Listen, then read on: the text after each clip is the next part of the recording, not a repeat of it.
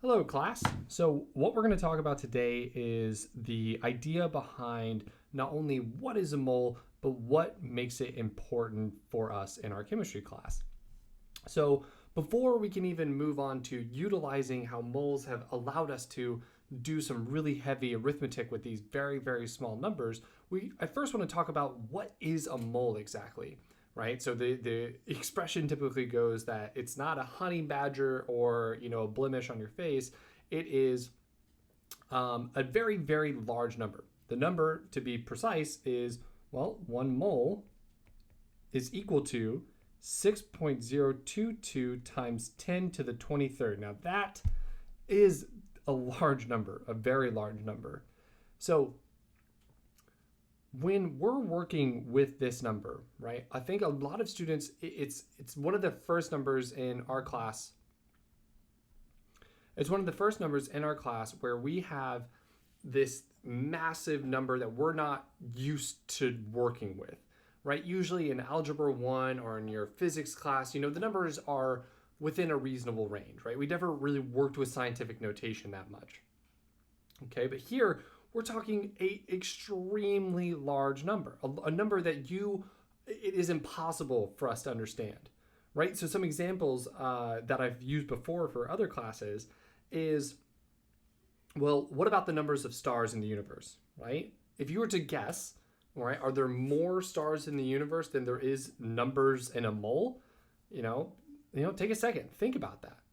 Is there more stars in the universe? Well, scientists have observable universe, but scientists have already done the math, and the answer is no.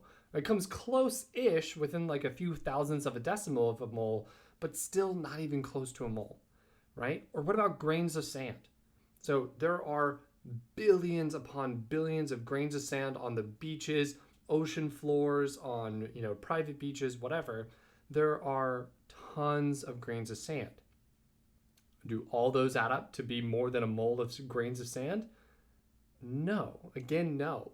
Right? We get closer. We're pretty close to a mole, but even the number of grains of sand don't come close to just the number of a mole. So then where is it useful? Right? If it doesn't tell us the number of stars or the number of grains of sand, like we wouldn't want to use that value to use as our value here, or to use as our unit here, we have to use it for things that it is actually useful for. So it's either going to be for something that is incredibly, incredibly small and there's a lot of it, or something where there's a lot of it, but it's also large. Well, because the latter doesn't exist, we've already done stars, then the only use for a mole for us is going to be counting the number of very, very, very small things, right? So small, in fact, that we call these things atoms or molecules. So mole is actually only going to be helpful for us when we're asking ourselves how many atoms or molecules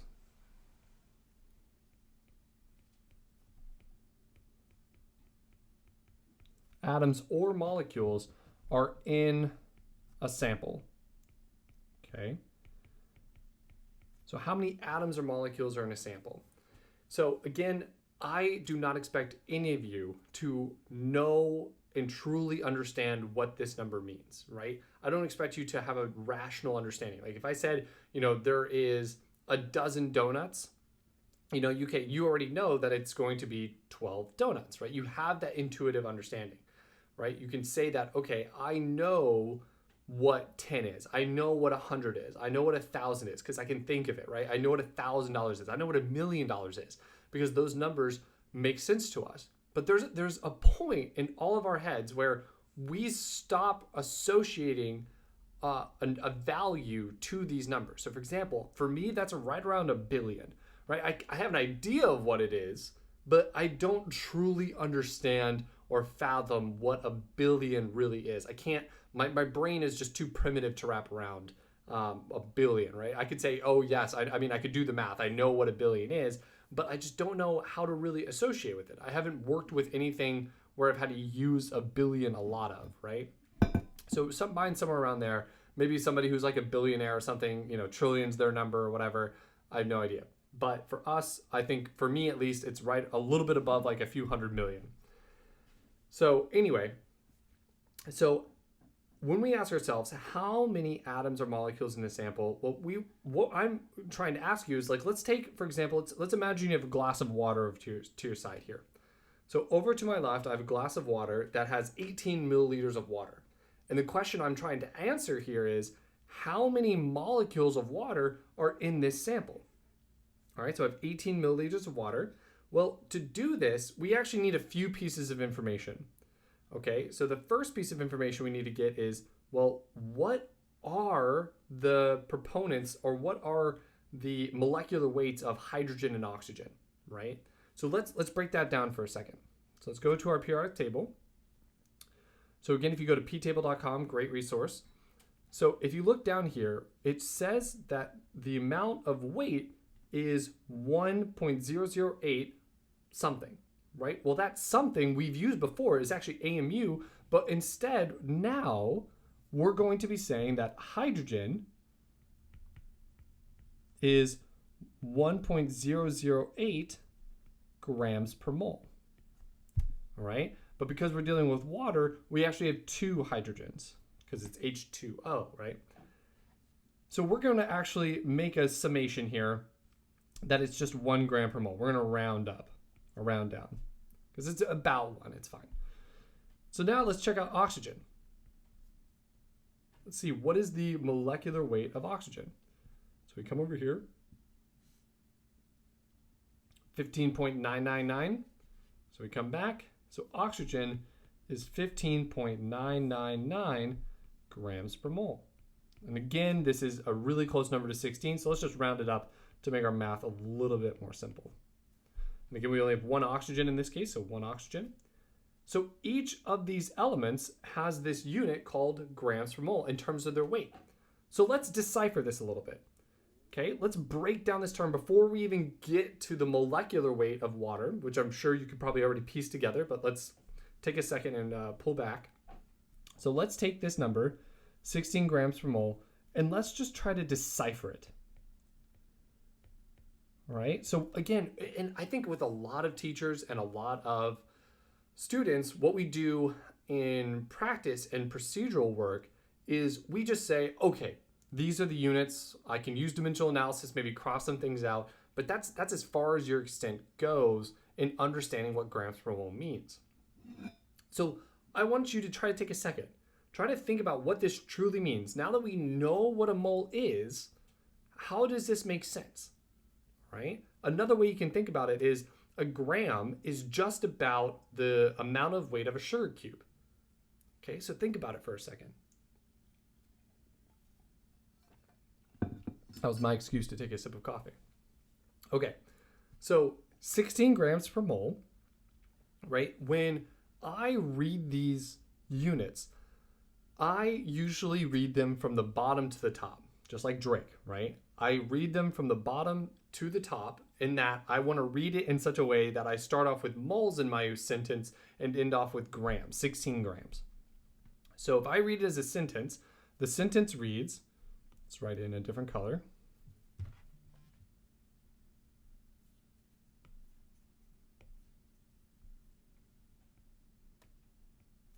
Okay. Let's write it in a different color. So 16 grams per mole. So I'm reading it as if I had 1 mole of oxygen atoms, it would weigh, can you guess? 16 grams. Okay, so if I had 6.022 times 10 to the 23rd atoms of oxygen, it would weigh 16 grams. So you may be wondering, why are we even using this in the first place, right? Well, that's a really good question because I'm going to tell you now, this number was invented by Avogadro, right? Or was discovered by Avogadro. He coined it. Again, it's an arbitrary number, just like baker's dozen or dozen. Way back when, I don't know exactly when, and this is going on YouTube, so I don't want comment sections to, to berate me. I think it's like the early 1800s, late 1700s. But anyways, Avogadro number, Avogadro came up with this number so that we can apply our real world brain, right, which is in grams. Okay, we understand grams or pounds or whatever. We understand those units far, far better than we understand things like AMU. So he wanted to convert it into saying, okay, if you had that many molecules, then you'd be on the scale of what we currently use, right? Because again, drinking 18 milliliters of water isn't that much, but it's much more reasonable for us to assume that we would be working with these numbers, right? We don't work with, 10 atoms at a time unless you're, a physicist. We work with billions and billions and billions of atoms at a time in chemistry. So again, if I had 1 mole of oxygen atoms, it would weigh about 16 grams, right? It's 15.99, but 16 grams. So now let's apply this knowledge to molecular weight. So again, we're dealing with water here. So water's molecular weight, remember actually, let's go off on a little side tangent for a second. So molecule versus mole.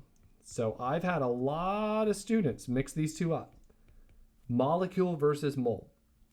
Molecule refers to an entity, right? It is a thing, okay? It refers to an atom or 2 or more atoms being joined together in a molecule, right? So a molecule is 2 or more atoms bound together.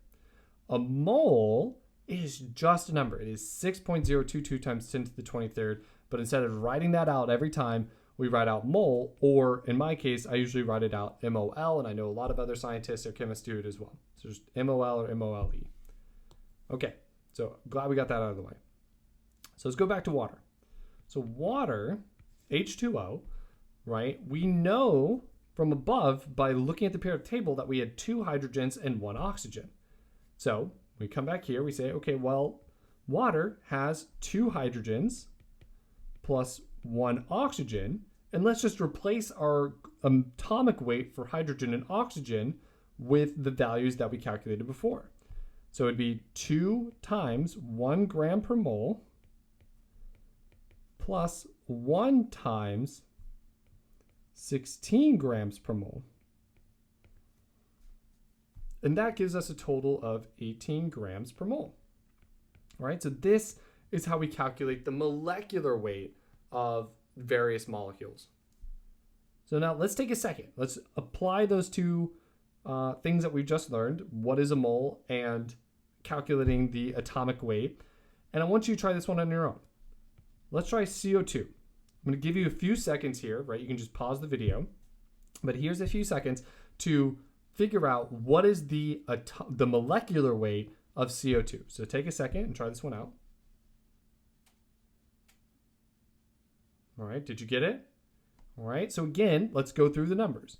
We have 1 carbon and 2 oxygens.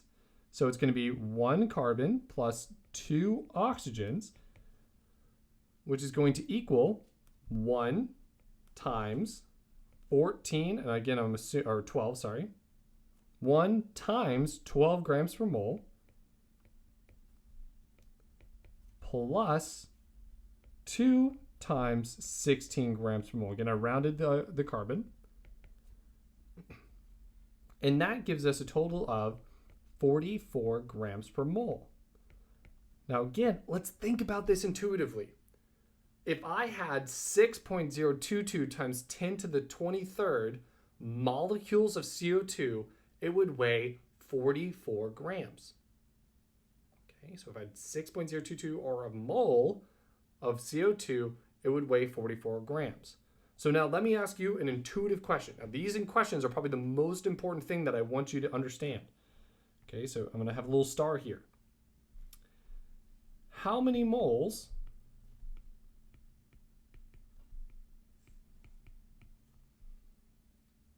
would I have if I had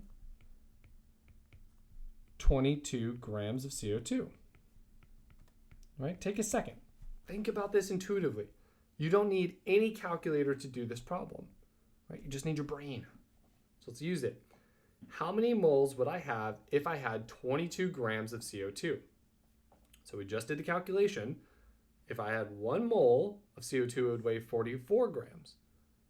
So how many moles would I therefore have to have if I only had 22? All right, did you get it? Pause the video if you need more time. But if you got it, you should have gotten 0.5 or 1/2. 0.5 moles of CO2, right? And this should be intuitive for all of us, right? Well, I obviously don't have 44 grams, so I should have less than that, and it's exactly half of that amount. Okay, now, although this is a very simplified problem in the sense that it's exactly half, I want you to use that intuition as you're solving these problems, right? So for example, I've gotten many students tell me that in a problem similar to this, they'd say, oh, I have 100 moles when they did this calculation. So what do you mean you have 100 moles? Right? If you had 100 moles, it would be 44 times 100, right? That would be a massive amount of grams. It wouldn't be 22 grams. Right? There's a lot of ways that we can mess up the math, right? Arithmetic is messy, and there's times where we can, get lost in the dimensional analysis, but I want our brains to do a lot of the heavy lifting. Okay, so again, instead of doing it out on pencil and paper, let's think about it in our heads first. So if it's 22 grams of CO2, I know that that's less than 44, and if that's less than 44, then it should be less than 1 mole. All right, so that's all I want you to get out of it. Now, let's actually do the math here. Right? How would we solve this mathematically, right? We did this conceptually, and you're absolutely right. If you got 0.5, that's exactly right. But how would we do this mathematically? So again, with all dimensional analysis problems, we should start with the amount of grams, the information that we are given in the problem. So I'm given that we have 22 grams of CO2, so 22 grams of CO2, multiplying this out by this how many moles, right? So we're trying to find how many moles, but we need to get to moles first from 22 grams. So I need some sort of conversion to get from grams to moles. Hint, hint, wink, wink, right? How do we get from grams to moles? Dun, dun, dun, dun, right? 44 grams per mole. That was a little annoying. 44 grams per mole. So what I'm gonna do is I want moles to be on top because I want my grams to cancel out. So I put 44 grams on the bottom and 1 mole of CO2 on top. Again, this makes sense. If I had 44 grams of CO2, I would have 6.022 times 10 to the 23rd molecules of CO2, or just 1 mole of CO2. And again, I wrote mole as MOL, not MOLE, because I don't know. I honestly don't know. I saw some of my professors do it whenever I was in college. All right, back in the day. All right, so we got 22 divided by 44, which is exactly 0.5. And again, Christmas colors because it's Christmas holiday. 0.5 mole of CO2. There we go. There you go. That's the mathematical way to do any of these conversion problems. All right? Okay. So I just copied and pasted some of the practice problems here. And again, if you want to take more time than we're going to be going over, feel free to pause, right? You can't do that during class, but you can do that now. So please feel free to do that. So the question is, how many moles are in 36 grams of water? Okay, so we come up here and we actually already calculated the molecular weight of water, right? We did 2 hydrogens and 1 oxygen add up to be 18 grams per mole. So again, if I had 1 mole of water molecules, it would weigh 18 grams. So let's do the math. Again, we always start with what we're given, which in this case is 36 grams of water. And with this 36 grams of water, we are going to use 18 grams per mole, the conversion factor or the molecular weight, whichever one you want to use. I say the word conversion whenever we're converting it into moles. And again, we want moles to come out on top. So 18 grams of water on the bottom and 1 mole of water on the top. So 36 divided by 18 is exactly 2 moles of water. All right, and this should make intuitive sense to us, right? This should be very intuitive because again, I asked, well, if we know the molecular weight of water is 18 grams per mole, then if we have 36, then that's definitely more than 18. So I know I at least have more than 1 mole. Okay, but how much more exactly? Well, 18 minus 18, or 36 minus 18 is 18. Well, that's a whole nother mole. I have exactly 2 moles. Okay, so we could have done that in our head. We don't even have to do this dimensional analysis if we didn't want to, but on a test you do. I need to see your work. All right, let's try number 2 now. Great job. How many moles are in 5 grams of CO2? Okay, now this one is not going to be as pretty, but let's do it anyway. So again, we always start with what we have, 5 grams of CO2. So we already did the calculation for CO2, which is 44 grams per mole. So 44 grams of CO2 for 1 mole of CO2. And when we do this calculation, we just do 5 divided by 44, and we get 0.114. And I know that that's not scientific notation, so I'm just going to do 0.11 moles CO2. Okay, so 0.11 moles of CO2. And again, let's think about it intuitively. Normally we should do this first, but I want to give you the answers right away.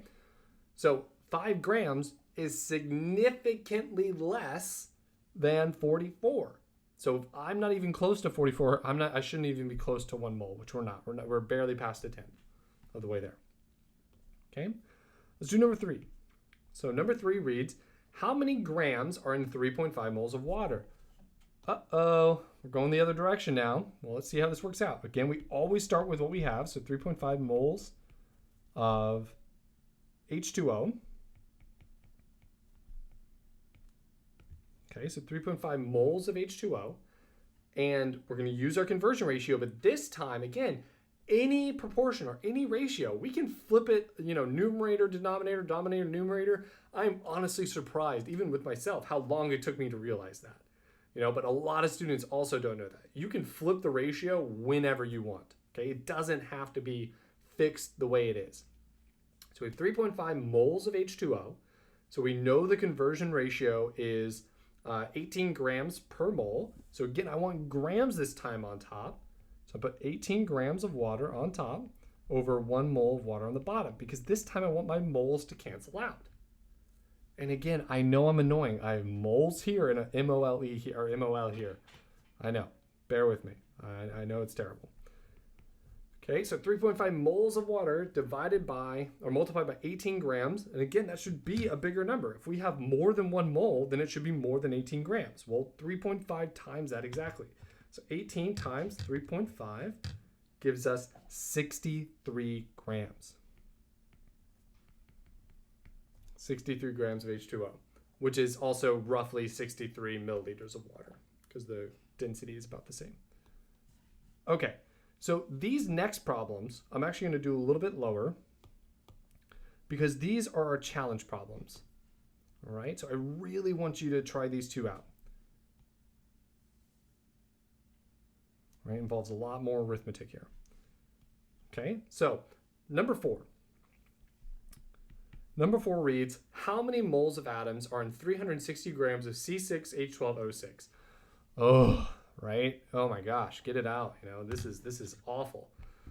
Okay, it's actually not that bad. It's a lot of fun. Okay, so let's think about it. So how many moles of atoms? Okay, moles of atoms. That's a weird sentence, right? Because we're dealing with atoms, but this is a molecule, right? That's a sugar molecule. C6H12 is glucose, or any other form of carbohydrate with a 6-membered carbon ring, or 5-membered carbon ring, or whatever, 6 carbon. So question 4 reads, how many moles of atoms are in 360 grams of C6H12O6?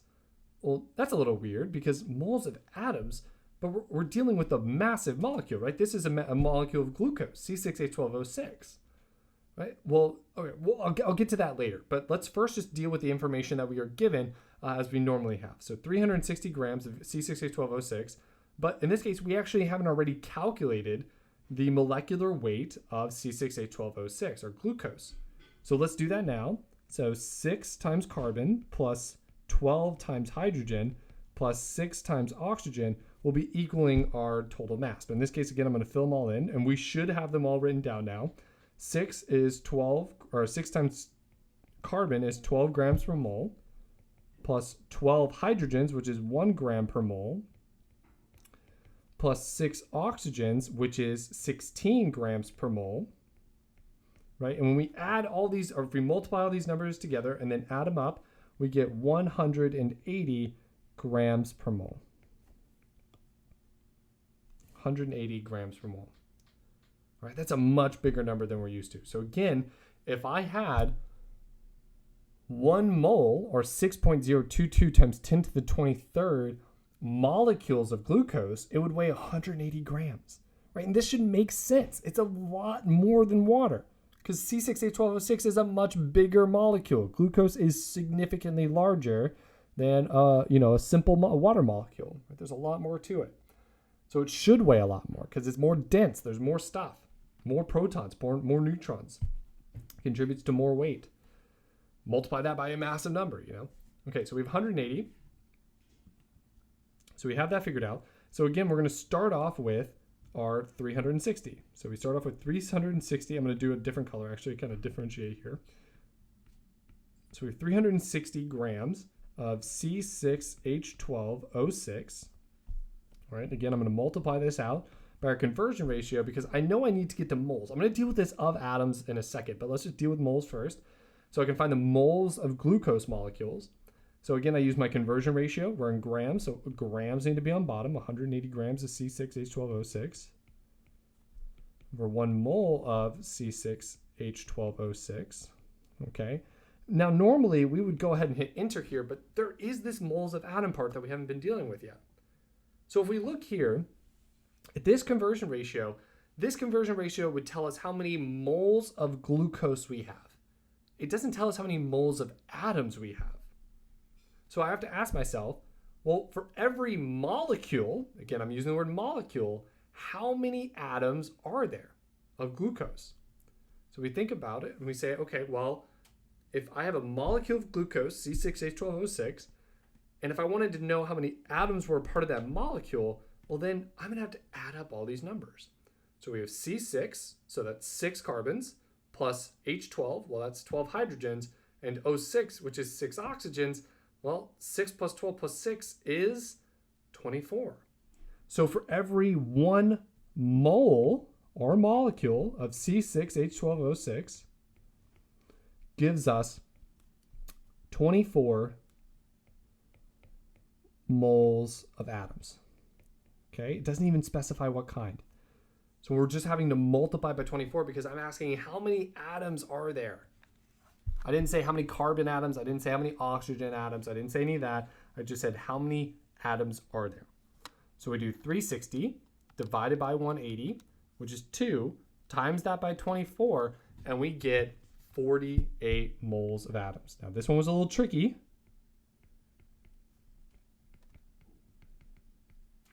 But I'm sure you got it. 48 moles of atoms. All right, if you want to practice this, just go through this and just change this number. Change 360 to whatever number comes in your head. That's how I create a lot of these problems. I just say, 360. Make it nice and round, right? Okay, last problem, number 5, and then we are going to be done for this video. All right, so number 5, at the very bottom of the page, perfect. So number 5 says, how many atoms are in 2 moles of CH4?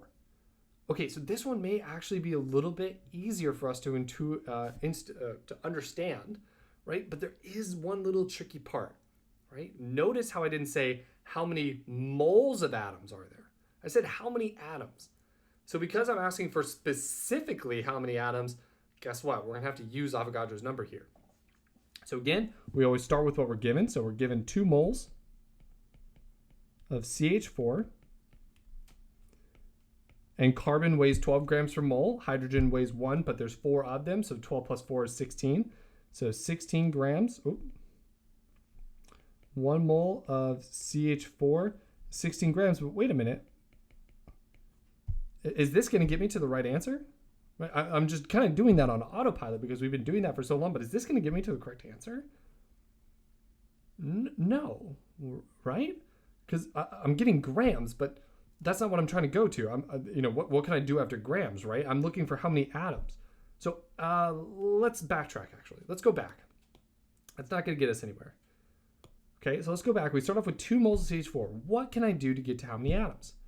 Well, okay, right. From problem 4, we went ahead and we did this conversion between glucose to moles of atoms. So let's do that here, right? So I have 2 moles of CH4 molecules, and for every 1 mole of CH4, we have 5 moles of atoms. Okay, now we're on the right track. 5 moles of atoms, which gives us 10 moles of atoms. All right, 8 of those moles are hydrogen atoms, and 2 of those moles are carbon atoms. Okay, so we have 10 moles of atoms, but that's not what the question asked. It didn't say how many moles of atoms. The question said how many atoms specifically. So I need to convert out of moles. So to convert out of moles, I'm going to multiply this number by, you guessed it, Avogadro's number. 6.022 times 10 to the 23rd. That's going to be divided by 1 mole. Okay, that's the very beginning, right? This is the number we've been working with. So 10 times this number, it's going to give us a large number, so I'm going to plug it into my calculators. 10 times 6.022 times 10 to the 23rd equals, well, that's only going to move the decimal over 1 more, and it's going to give us 6.022 times 10 to the 24th atoms. Okay, that's our answer. All right. Are there any questions at all? Or sorry, I'm used to saying that. If there are any questions, please feel free to put them in the comments. I'll respond to them there as well. Or email me at the email if you're a part of my school. If not, please leave a message in the comment.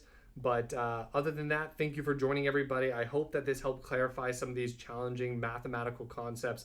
Again, think with your head. Don't just do the procedures because that's what you've known to do for a long time, right? I want you to think about every step. If you don't understand these steps, then there's something missing, and we want to fill that foundation before we get onto more challenging problems later in our course. All right, everybody, have a great rest of your day, and I'll see you all soon. Bye-bye.